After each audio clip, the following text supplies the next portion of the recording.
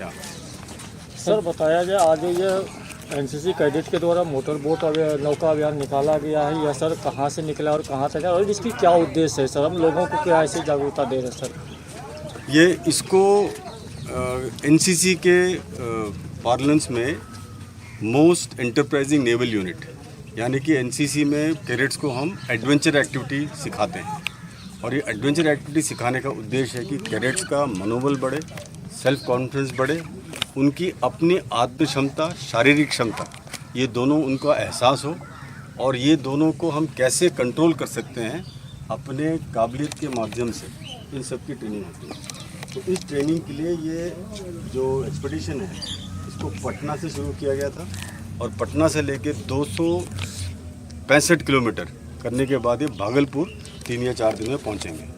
तो इस एक्सपीडिशन में नदी के द्वारा ये जो आपने 3 नौकाएं देखी, इसके अलावा सेल बोट होगा और बाकी स्विमिंग सब करते हुए, हर टाइप का एक्सपीरियंस लेते हुए ये 265 किलोमीटर तय करेंगे। और जब तक ये तय करेंगे तो इसके बीच में जो हमारे उद्देश्य ले डाउन किए हुए हैं, उस उद्देश्य का ज़रूर उन पर कुछ ना कुछ असर होगा और ये सारे इस आधार पर ये सेलिंग की प्लानिंग की गई। कितने कैंडिडेट सर हैं और यहाँ पे जो निकलते जैसा भी बताया गया सिर्फ वो बेटी पढ़ाओ बेटी बचाओ, ये भी लोग भी जागरूकता करें, गंगा स्वच्छता को लेकर के भी लोग जागरूकता अभियान चल, तो इस पर भी ब्रीफ कर दिया जाएगा। तो इस पे तकरीबन 60 और 65 कैडेट पार्टिसिपेट करते हैं। इनको सपोर्ट करने के लिए हमारे यहाँ के ऑफिसर हैं, कैप्टन प्रकाश, और उनके साथ में उनका पीआई स्टाफ है, एएनओज हैं। तो इसमें आपने देखा तकरीबन 30% कैडेट्स हैं, naval cadet, girl cadets. Yes sir. 30% girl cadets हैं। अभी आपने देखा अमृत कौर को, ये इन्होंने आपने इनका सुना भी, इन्होंने क्या कहा। तो बेटी बचाओ बेटी पढ़ाओ जो है वो नेवी में और एनसीसी में इसको बहुत प्रोत्साहन दिया जाता है। अभी आपने देखा जब हमने इनसे ब्रीफिंग ली तो क्या था कि हमने 5-6 कैडेट को बुलाए थे कि हमें ब्रीफ कीजिए। वो 5-6 में से तो एक लड़का निकला, बाकी लड़कियाँ निकली।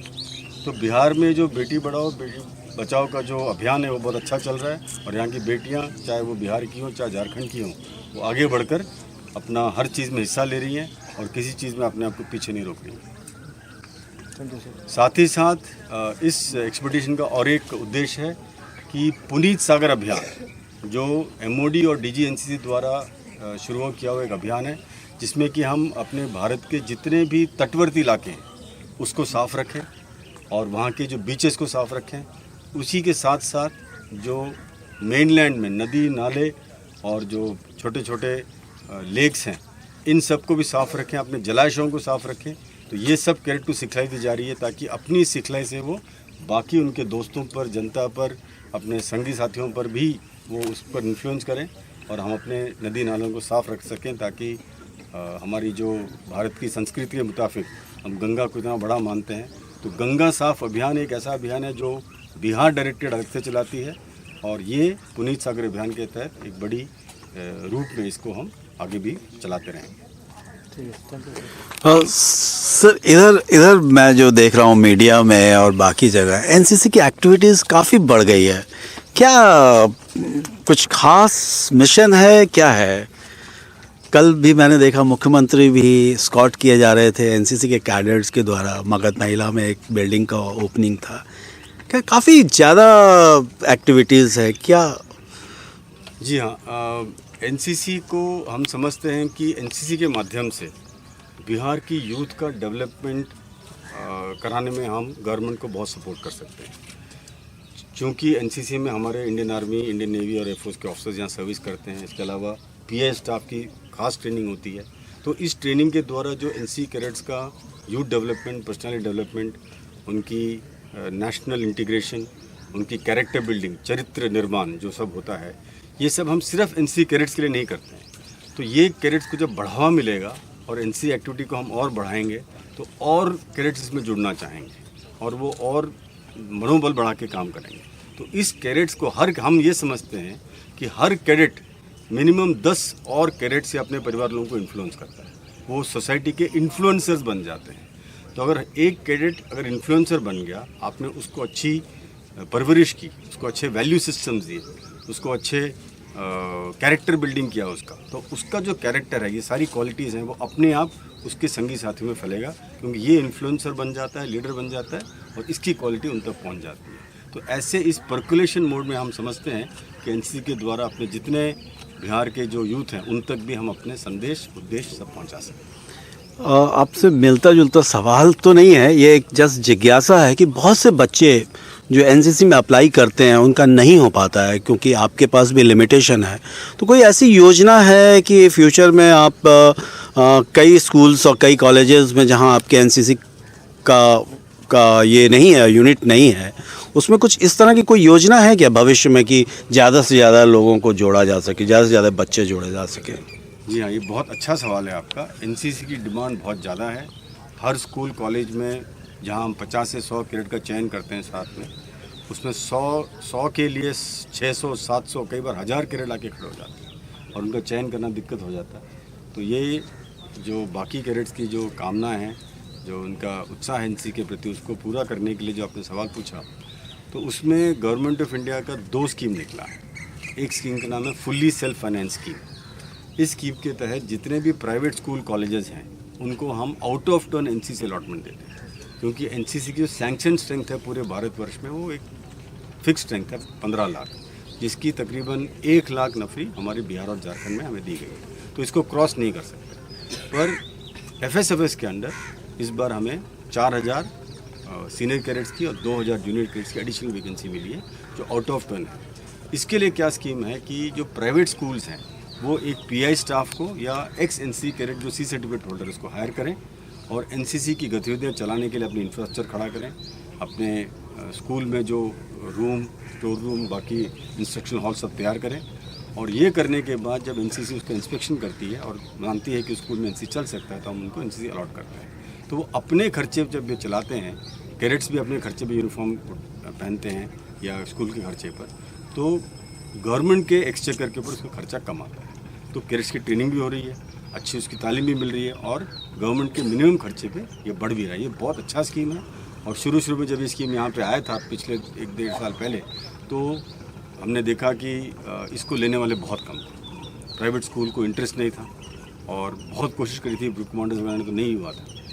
पर जो आपने सवाल पूछा हमसे पहला कि एनसीसी गतिविधियाँ अब यहाँ बढ़ गई और एनसीसी सब जगह दिखने लगी, इतने सारे एक्टिविटीज़ होने लगे, बड़े बड़े चीज़ें होने लगी, तो लोगों को लगा कि भाई एनसीसी में स्कूल को प्रिंसिपल लगा कि हम कुछ मिस कर रहे हैं। और अपने आप आज के डेट में हमारे पास ऑलरेडी 7 स्कूल, कल हमारे पास private school, Don Bosco school, DPS, Xavier's, ये सारे अभी लाइन में खड़े हैं कि उनको एनसीसी मिल जाए। तो ये जो एनसीसी गतिविधियाँ बढ़ी है उसका बहुत फ़र्क पड़ा है अपने स्कूल्स पे, कॉलेजेस पे और जनता के नज़रिए पे। धन्यवाद कहने से पहले मैं चाहूँगा कि आपका जो अनुभव है एनसीसी में, ये 2 साल 2.5 साल में जो भी तो आप एनसीसी में क्या कमियां देखते हैं और क्या चाहते हैं कि एनसीसी में ये भी अगर होता तो एनसीसी में 4 चांद लग जाता? कुछ इस टाइप के कुछ विचार या इस टाइप के कुछ थॉट्स आपके मन में? देखिए, किसी भी ऑर्गेनाइजेशन में हमेशा उसको इम्प्रूव करने की, बेहतर बनाने की हमेशा स्कोप रहती है। तो एनसीसी भी ऐसा एक ऑर्गेनाइजेशन है और जैसे जैसे हम मॉडर्न टाइम से जुड़ते रहते हैं, नई नई चीज़ें करने के तरीके सीखते हैं, टेक्नोलॉजी अपनाते हैं और ऐसे कई चीज़ें हैं जिससे हम कैडेट को अवगत कराते हैं। तो अभी तत्काल एनसीसी में जो कमियां हम जब आए थे तब देख रहे थे कि टेक्नोलॉजी अडॉप्शन बड़ा पीछे था, जबकि इंडिया टेक्नोलॉजी में वर्ल्ड में बहुत आगे माना जाता है। तो हमारी हमेशा ये कोशिश रही है कि टेक्नोलॉजी के फील्ड में हम एनसीसी को आगे बढ़ाएं और इसमें हम काफ़ी सक्षम भी हुए हैं।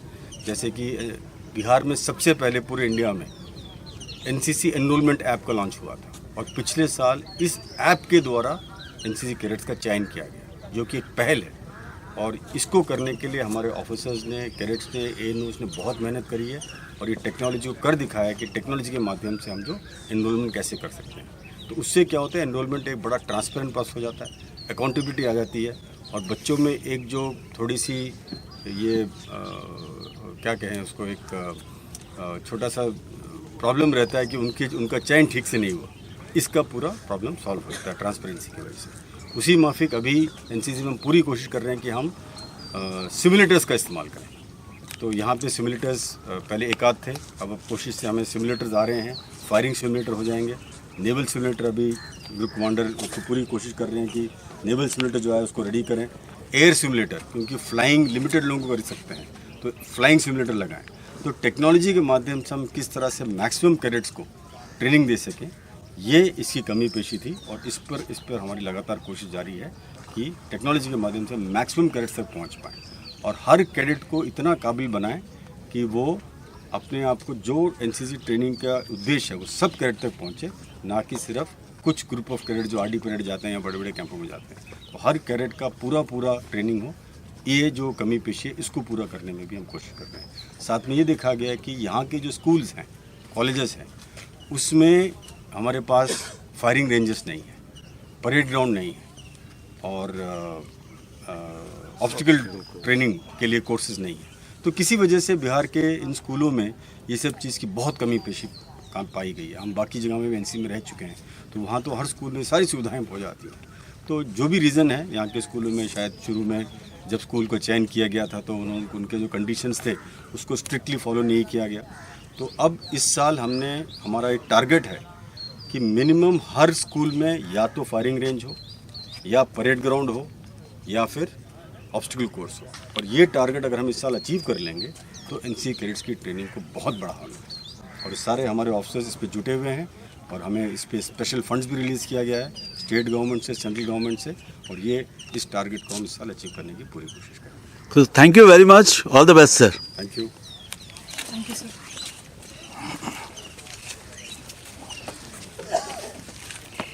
These are all cadets of which battalion? They are from 9 Bihar battalion.